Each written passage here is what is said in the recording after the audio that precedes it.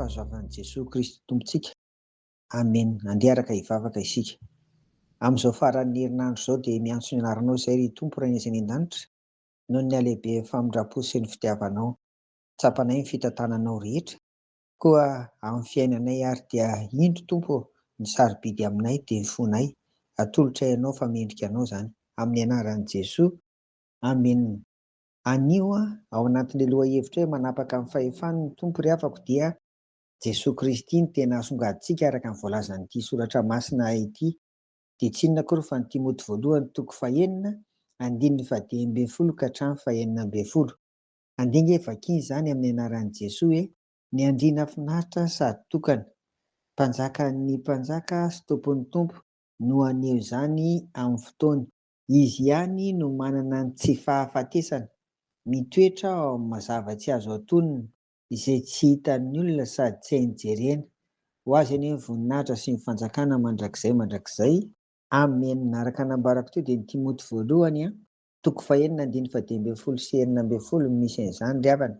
Eto izany tsy tena hoe maneho ny asa aloha, fa tena ilay maha-izy azy an'i Jesosy Kristy Tompo manana ny fahefana.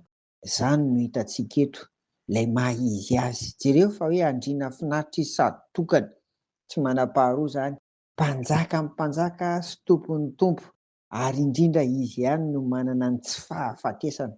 Izany ry havana, aoka ampitombo ny finoantsika, aoka ampitombo ny fahatokiana sy ny fanantenantsika ny Tompo, fa amin'izao fiainana izao dia tsisy maharesy an'i Jesosy Kristy, ilay Andriamanitra hivavahantsika araka izany. Koa engany ry havako, amin'izao faran'ny herinandro izao, hamporisika antsika hiomana, andeha hanompo ny Tompo any am-piangonana, ny fandrinisantsika, ny fahitantsika, ary indrindra ampitombo finoantsika izany andininy soratra masina izany.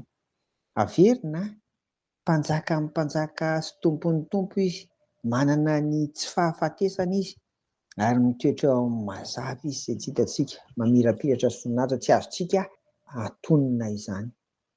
Dia mirary faran'ny herinandro miaraka amin'i Jesosy ho anao izahay, ary engany izy hanomana antsika amin'ny alalan'ny fanahy masina mba ahafahantsika manompo azy mandrakariva, indrindra mandeha any am-piangonana rehefa tonga ny alahady. Ho azy tokoa ny voninahitra araka nambara eto, ary ho azy irery ihany anie izany. Amen.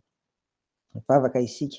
Ry Tompo Rainay ny an-danitra, raha mandalo ato sarotra izay indraindray ka lasa marefo hatramin'ny finoana aza, dia mangataka hatrany izay ny fanahinao masina mba hampitoetra ny teny tahaka an'izany, fa mpanjaka amin'ny mpanjaka ary tompon'ny tompo ty Andriamanitra hivavahanay ity, ary tsy ho fetrany fotoana satria izy irery no manana ny tsy fahafatesana.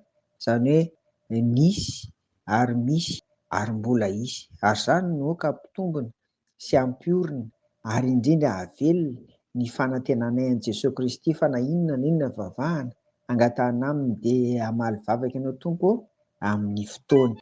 Dia jereo ary izay rehetra mahasoa ny tsirairay avy, any amin'ny tokantrano, any amin'ny toeram-piasana, any amin'ny fiarahamonina, any amin'izay misy azy ireny, fa mpanomponao izy ireny Tompo, ary engany mba haneho ny voninahitra ao hatrany.